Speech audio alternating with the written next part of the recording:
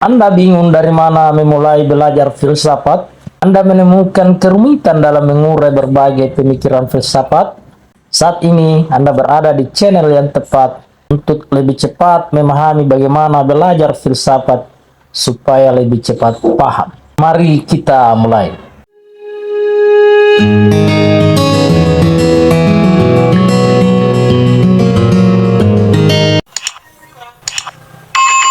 Hal pertama yang harus Anda pahami adalah Anda harus paham bahwa filsafat itu hanyalah upaya untuk mencari kebenaran. Di episode ke-12, saya sudah mengurai bahwa filsafat berasal dari kata philos dan sopein, di mana philos adalah mencintai atau pencarian, sementara sopein itu artinya kebijaksanaan atau kebenaran. Berarti filsafat itu adalah pencarian kebenaran atau kebijaksanaan atau mencintai kebenaran atau kebijaksanaan. Jadi ini dulu yang harus dipahami dengan baik, bahwa filsafat adalah tentang pencarian kebenaran. Namun pencarian kebenaran itu harus berdasarkan argumen-argumen logis. Argumen logis yang saya maksud adalah yang bisa diterima secara akal sehat atau rasio kita secara umum. Contohnya, saat Thales sebagai filsuf pertama mengatakan bahwa alam semesta itu tercipta dari air, maka dia memberi argumen bahwa semua makhluk hidup butuh air. Manusia butuh air, tumbuhan butuh air, dan hewan itu pun butuh air. Masuk akal kan? Jadi ini penting untuk kita pahami dengan baik. Kemudian kita melangkah ke langkah kedua untuk lebih memahami bagaimana belajar filsafat supaya belajarnya cepat paham. Kedua adalah pelajari masa sebelum filsafat. Jadi ada masa sebelum filsafat. Hal ini penting agar Anda tahu dari mana filsafat dimulai.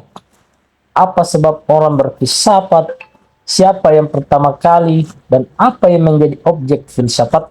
Jadi kalau di Yunani kuno, berarti kita banyak membaca mengenai mitologi Yunani kuno, yaitu cerita-cerita yang tidak bisa dibuktikan kebenarannya, hanya sekedar persangkaan. Misalnya saat terjadi kilat dianggap dewa Zeus sedang marah, saat gelombang pasang dianggap dewa Poseidon, dewa laut sedang marah. Maka mereka diberi sesajen, terutama untuk laut diberi sesajen kepada laut supaya laut tidak marah.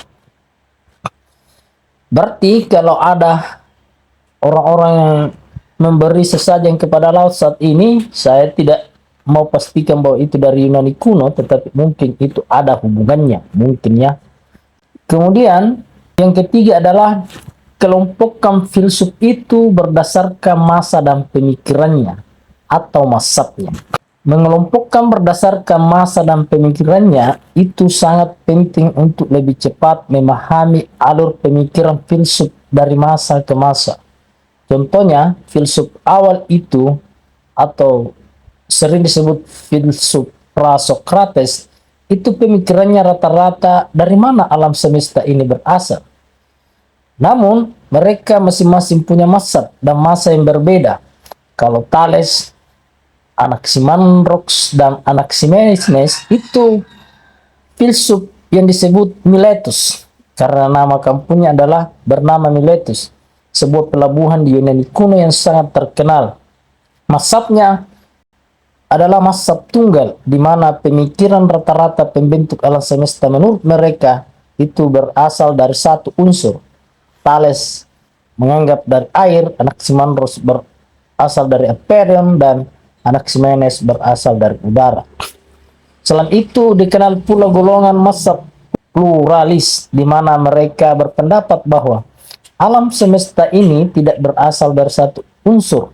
Filsuf yang termasuk dalam mazhab ini adalah Anaxagoras dan Empedokles.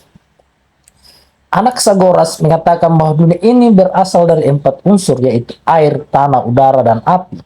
Sementara Empedokles lebih dalam dari itu, bahwa bukan hanya sampai 4 unsur, Sebab jika manusia contohnya dipotong-potong atau hewan yang dipotong-potong sampai mengecil, maka akan muncul yang paling terkecil yang disebut benih atau smooth stomata.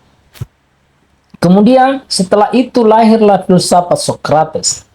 Pertanyaannya adalah, apakah perbedaan yang signifikan dari filsafat sebelumnya dengan Socrates? Jika filsafat sebelumnya itu konsentrasi pada apa penyebab alam semesta tercipta, maka Socrates itu berbeda.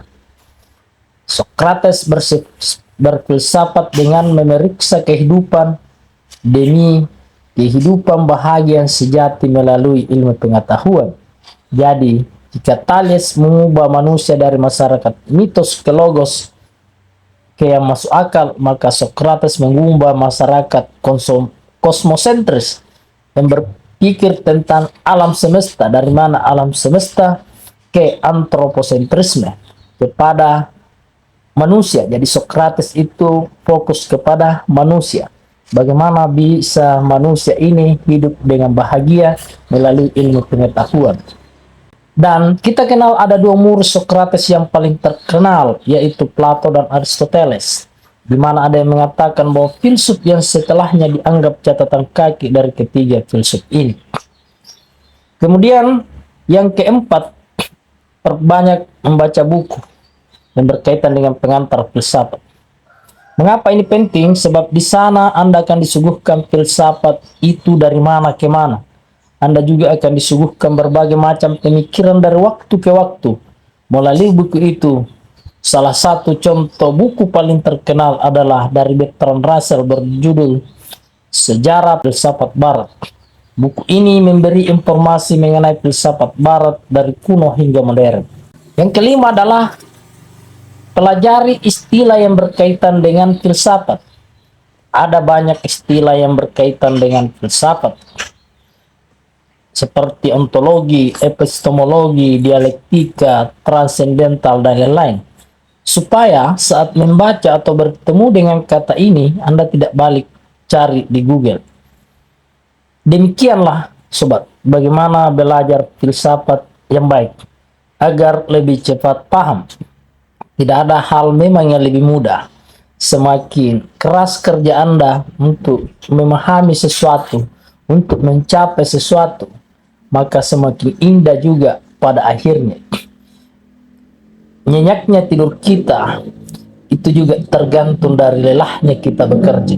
Jangan pernah berputus asa, karena ketika Anda berputus asa, berarti Anda melemahkan kemampuan yang Anda miliki. Anda tidak mempercayai bakat yang Anda miliki, dan itu sia-sia. Mohon bantu subscribe. Assalamualaikum warahmatullahi wabarakatuh.